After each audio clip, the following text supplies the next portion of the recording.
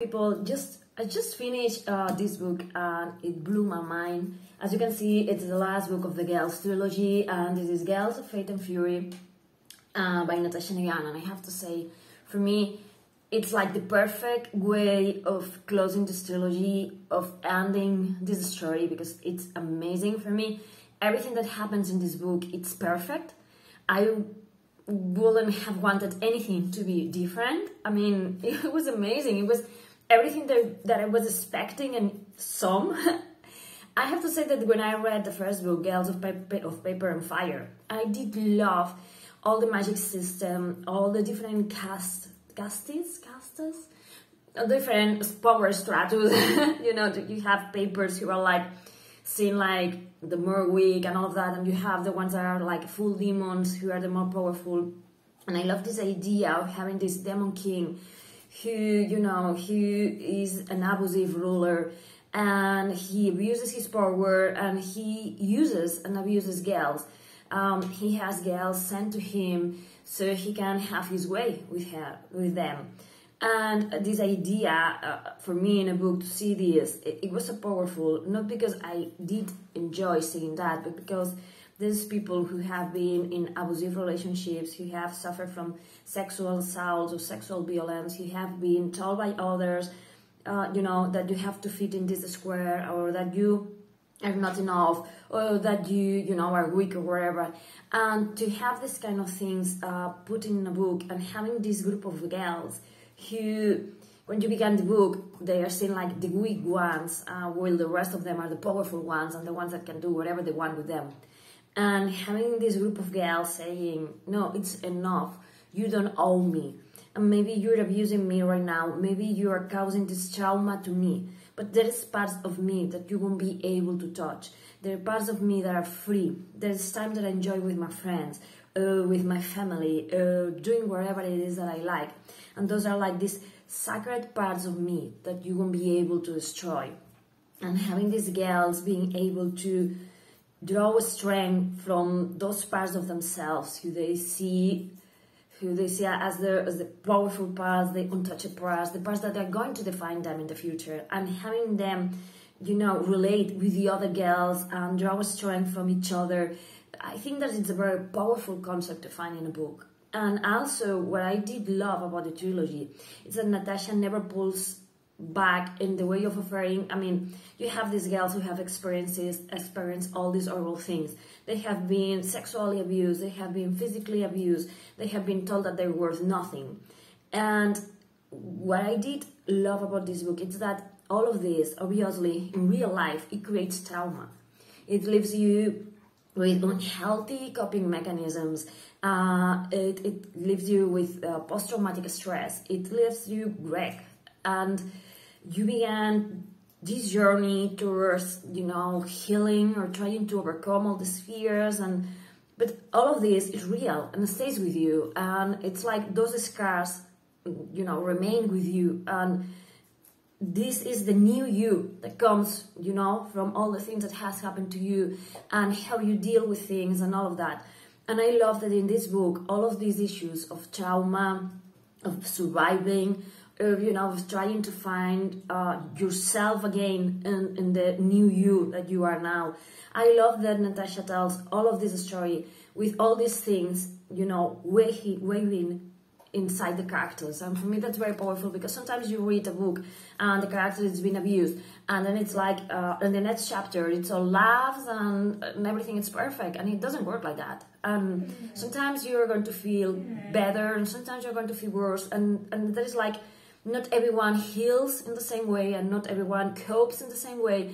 And I did love that we have different characters that react in different ways. Some of them try to portray this aspect of them like we don't care about anything, and there's characters who fell in love with the person who's abusing them, and we have characters who want to fight back and they strike back, and we have characters who are striking back, but there's something, you know, someone telling them that what they have to do, or whether they are enough or not, or, you know. I love that all the girls have their own voices and that they deal with trauma and all of the things differently.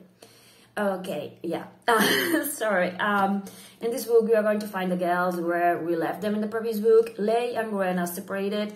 They are both fighting in their own way. Wren doesn't know if Lei is alive, and that's something that, you know, she wants to find her.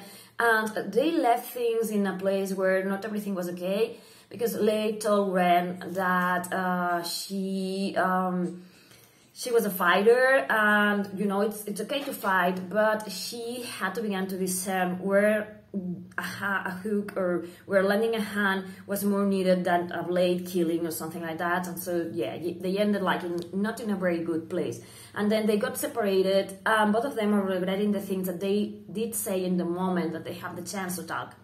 And yeah, so we are going to be following the girls. There's going to be alternating point of views, Lei and Wren, and I love what the author did here, because we are going to be seeing the war that's obviously going to come to happen in this book from two different points. Lei is going to be back in the palace. Yeah, I know, it's horrible. And she's going to be reunited with the Papel girls that didn't escape. So we are going to be seeing what's happening in the palace with the king and with everyone. And Wren is outside. He is with her father's forces and with other people. So we are going to be seeing how the war is going on the other side. And I did love that. And I love the fact that both of them are still in love with the other. But if they reunite in the book, it's not going to be like, okay, we did horrible things.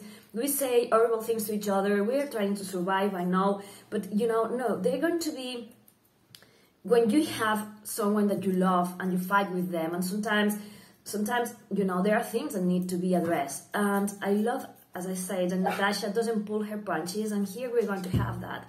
When they reunite again, if they do, they're going to be... Sorry, my dog is trying to open the door. And there are going to be things that are going to be... you know, holding them back, and they're going to influence.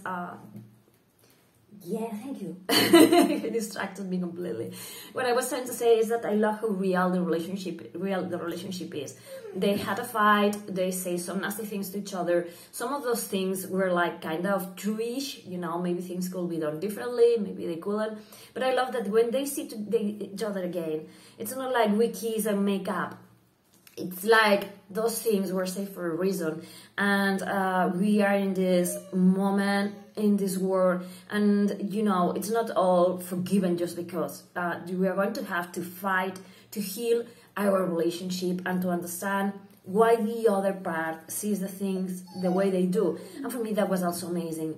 And another one of the topics that this book brings that I love is disability.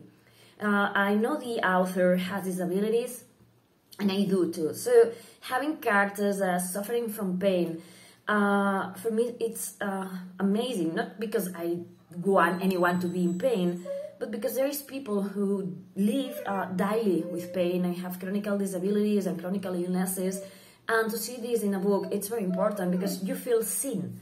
And that's something amazing about this trilogy, that it deals with so many topics. So some heavy topics: disability, trauma, post-traumatic stress, unhealthy coping mechanisms, finding yourself again, finding your own self-worth, you know, surviving until you can begin to feel alive again, and all of those things. So having disability here, it's amazing. And having characters that have experienced injuries, and having these injuries, you know, be there all the book.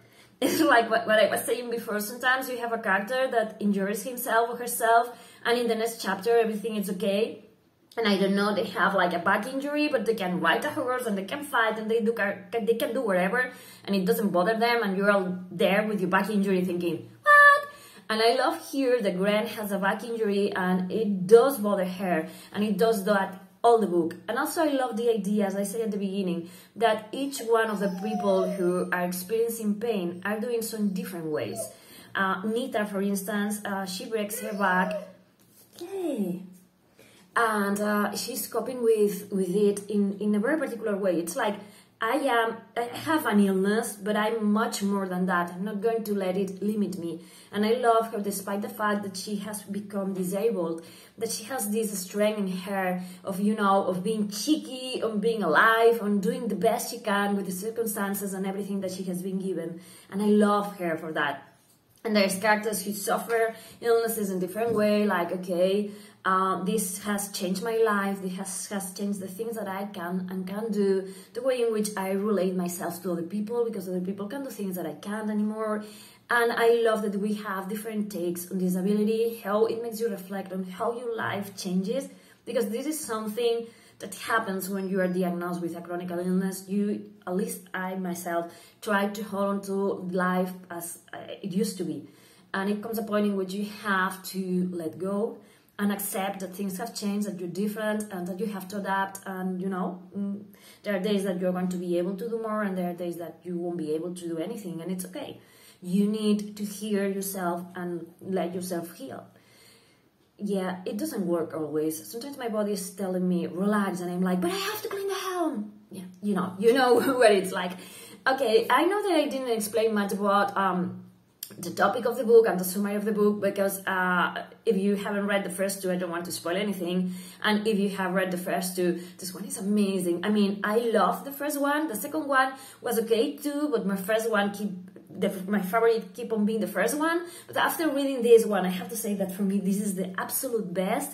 I cannot believe how much Natasha has grown as a writer, how amazingly she writes, the strong plot, the action scenes, the relationship between the characters, all the topics that she brings in, the fights and the love and the redemption and everything. I mean, this book is fucking amazing. So yeah, it's unique. I love the different casties. I love that we have the paper people, the paper girls, who are the ones that doesn't have any animal attributes, and I love that we have like the middle ground, and I love that we have the demons, as I call, which are these perfectly woman, animal, and person, you know. And I love the world that she has created, and I'm quite sad actually to have to say goodbye to them, because I love all the characters of this trilogy. So yeah, do yourself a favor if you haven't read them and pick this trilogy up, because it's amazing.